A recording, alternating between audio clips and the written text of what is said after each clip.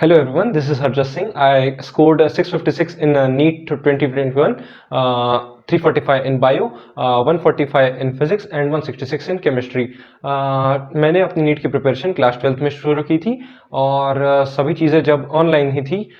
जब first wave आई थी Covid की, जब लॉकडाउन शुरू में लगा था, तभी मैंने नीट की प्रिपरेशन शुरू की थी। तो जब शुरुआत थी तो ऑनलाइन क्लासेस थी, नई नई चीज़ें थी, तो काफ़ी इश्यूज आ रहे थे। जैसे टाइम मैनेजमेंट ना हो पाना, उतना जितना स्टडी आवर्स चाहिए उतना ना हो पाना, सेल्फ स्टडी लॉन्गर आवर्स की, वो सब चीज़ें धीरे धीरे प्रैक्टिस के साथ सीखता गया मैं, तो आती गई। उसके बाद प्रॉब्लम्स तो धीरे धीरे सॉल्व हो रही थी और नई प्रॉब्लम्स बनती जा रही थी। जैसे फिजिक्स में जनरली नीट के स्टूडेंट्स को होती है प्रॉब्लम। तो फिजिक्स में मैं मेनली कंसेप्ट्स पे काम करता था। कंसेप्ट्स जब क्लास में पढ़ाया जा रहा है तो मैं उस पर बहुत ज़्यादा फोकस करता था, और जितना ज़्यादा कंसेप्ट आपके बिल्ड होंगे उतना आपके क्वेश्चंस जल्दी बनेंगे और एक्यूरेसी के साथ बनेंगे। तो कंसेप्ट पे ज़्यादा फोकस करता था। जब तक कि कंसेप्ट क्लियर नहीं है तब तक कि मैं क्वेश्चन पे नहीं जाता था। मेनली स्टूडेंट्स की इश्यूज फिजिक्स में इसलिए रहती कि वो कंसेप्ट पे उतना फोकस नहीं किए होते और क्वेश्चंस पे चले जाते हैं, फिर क्वेश्चंस होते नहीं है। तो कंसेप्ट को जितना ज़्यादा हो सके उतना स्ट्रॉन्ग करें, तब क्वेश्चंस पे जाएं। क्वेश्चंस ज़्यादा हो सके तो उतना कर लीजिए, टाइम मैनेजमेंट के साथ उसको कर लीजिए, जितना ज़्यादा हो सके उतना ज़्यादा करता ही था मैं। और ग्रिप बन जाए उतना करने की कोशिश करता था। फिर जब जितने क्वेश्चंस ज़रूरत थी जिसमें कंसेप्ट बिल्ड हो जाए, उतने करने के बाद फिर मैं चैप्टर वाइज टेस्ट देता था। और अगर टेस्ट में एक्सपेक्टेशन से एकदम कम है स्कोर, तो मैं फिर से ही कर लेता था उस चैप्टर को from the beginning. Second time पढ़ने से चीज़ें जल्दी तो हो जाएंगी, पर आपका कंसेप्ट और ज़्यादा बढ़िया तरीके से हो जाएगा। उसके बाद अगर आपका फिजिक्स में स्कोर कम है तो आपको मेनली किस पे काम करना है, कंसेप्ट पे, और मेनली दिक्कत यही होती है। उसके बाद आप डिफरेंशिएशन, बेसिक मैथमेटिक्स और ये सब चीज़ों पे काफ़ी फोकस रखिएगा। शुरुआत में इन सब चीज़ों को क्लियर कर लीजिएगा। और कैलकुलेटर का यूज़ थोड़ा कम करिए। मैं बिल्कुल बंद ही कर दिया था जब प्रिपरेशन स्टार्ट किया था। तो उसके बाद केमिस्ट्री में मेरे को फिजिकल और ऑर्गेनिक थोड़े इजी लगते थे। इनऑर्गेनिक में काफ़ी इश्यूज आए। तो फिजिकल में वो क्या है, मेनली फार्मूला बेस्ड क्वेश्चंस आते हैं। प्रीवियस ईयर क्वेश्चन को एनालाइज करोगे तो आपको लगेगा कि क्वेश्चंस एकदम इजी हैं अगर आपके कंसेप्ट्स ठीक हैं तो फिजिकल केमिस्ट्री में उतने कंसेप्ट्स होते नहीं। कौन से फार्मूला कहाँ लगाना है उस पर मेनली काम करना होता है। तो वो चीज़ को समझ लें, अगर कौन सा फार्मूला कहाँ लगाना है, क्वेश्चंस की लैंग्वेज कैसे समझना है, तो physical chemistry is not a tough subject. तो फिजिकल केमिस्ट्री में कौन सा फार्मूला कहाँ लगाना है, कंसेप्ट्स क्या क्या लगाने हैं, वो सब चीज़ों को समझ लें तो फिजिक्स से काफ़ी ईजी हो जाता है फिजिकल केमिस्ट्री। तो फिजिकल केमिस्ट्री क्लास नोट्स पढ़ लेता था मैं, और क्लास में जब पढ़ा रहे हैं तब तो फोकस के साथ पढ़ ही रहा होता था। उसके बाद फिजिकल केमिस्ट्री क्योंकि एक फार्मूला बेस्ड है, कैलकुलेटिव सब्जेक्ट है, तो उस पर क्वेश्चन प्रैक्टिस करना जरूरी होता है। तो उसमें मैं क्वेश्चंस करता था जब तक मेरे कंसेप्ट उतने क्लियर नहीं हो जाते थे। फिर ऑर्गेनिक में मेनली फोकस रहता था मेरा रिएक्शन मैकेनिज्म, नेम रिएक्शन और आईयूपीएसी। ये तीनों चीजें अगर आपकी स्ट्रांग है तो आपके जो अलग अलग चैप्टर्स हैं ना, क्लास 12th के जितने भी चैप्टर्स हैं वो सब क्लियर हो जाएंगे। अगर आपका 11th के चैप्टर्स क्लियर है, 11th में जीओसी रिएक्शन मैकेनिज्म, ये सबको एकदम क्लियर रखना है। उसके बाद आपके सारे चैप्टर्स फ्लो में होते जाएंगे।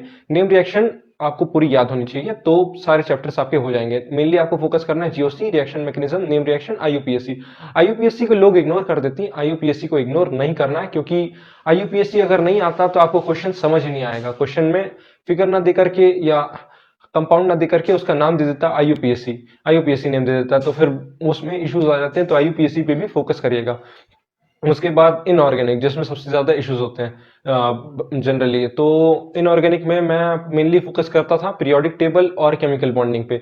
अगर ये दोनों आपके स्ट्रांग है तो block chemistry, S block, P block, D block, F block, ये सब चीजें आसान हो जाएंगी। आपको ट्रेंड समझना है, एक्सेप्शंस पे फोकस करना है।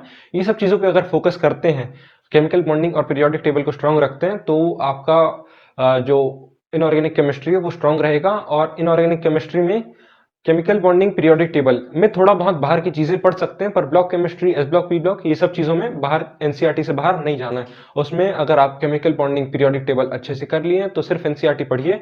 P block, S block, D block, F block, ये सब चीजों के लिए तो आसान हो जाएगा, और इनको बार बार रिवाइज करने से ही चीजें ज्यादा समझ आएंगी। तो मैं हमेशा एनसीईआरटी पे ही फोकस करता था अगर ब्लॉक केमिस्ट्री पढ़ रहा हूँ तो।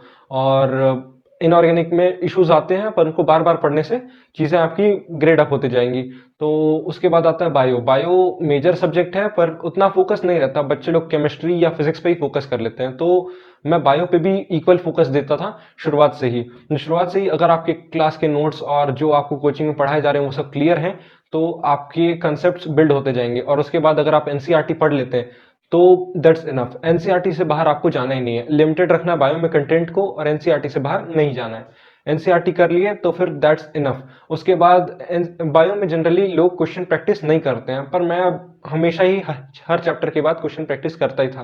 क्वेश्चन प्रैक्टिस करने से ये समझ आ जाता था कि मैं किस टॉपिक पे वीक हूँ या किस टॉपिक पे ज़्यादा ध्यान देने की ज़रूरत है या नहीं है। तो क्वेश्चन प्रैक्टिस करने से आपके वीक टॉपिक्स, स्ट्रॉन्ग टॉपिक्स ये आपको क्लियर हो जाएंगे। तो क्वेश्चन प्रैक्टिस जरूर करना है, और उन्हीं क्वेश्चन को करना है जो एनसीईआरटी से रिलेटेड है। एनसीईआरटी के बाहर ना जाएं तो ज़्यादा अच्छा होगा। और बायो में आपको बार बार रीडिंग से ही चीज़ें क्लियर होगी। अगर आप नोट्स को पढ़ चुके हैं, कंसेप्ट क्लियर हैं, तो बार बार एनसीईआरटी को रीड करें तो बहुत ज़्यादा क्लियर हो जाएंगी चीज़ें। Bio is not a tough subject.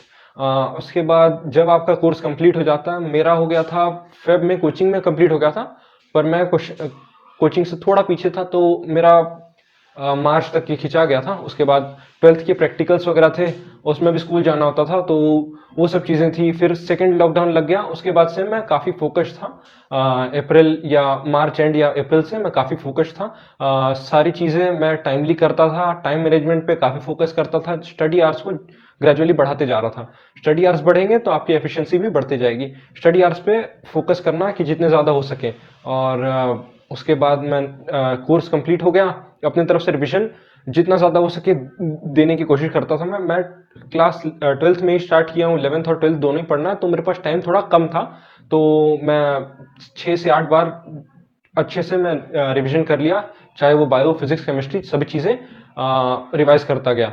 आखिरी में फिजिक्स में तो आपको फॉर्मूला ही करना होता है, फिजिकल केमिस्ट्री में भी फॉर्मूला ही पढ़ना होता है, ऑर्गेनिक में मैं बताया जैसे रिएक्शन मैकेनिज्म, वो सब चीज़ें करना है।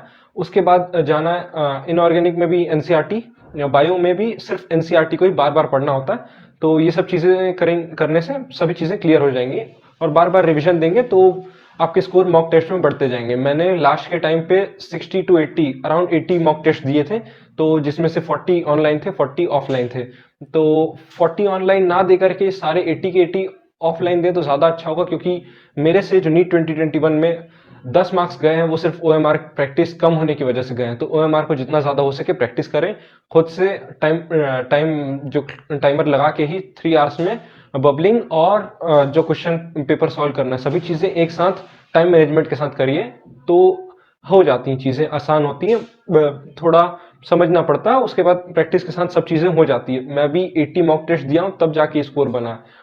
फिर मॉक टेस्ट के बाद लास्ट के जब कुछ डेज आ जाते हैं तो स्ट्रेस बढ़ता जाता है, तो आप स्टडी आवर्स को थोड़ा कम करके अपने मेंटल हेल्थ की तरफ भी ध्यान दे सकते हैं।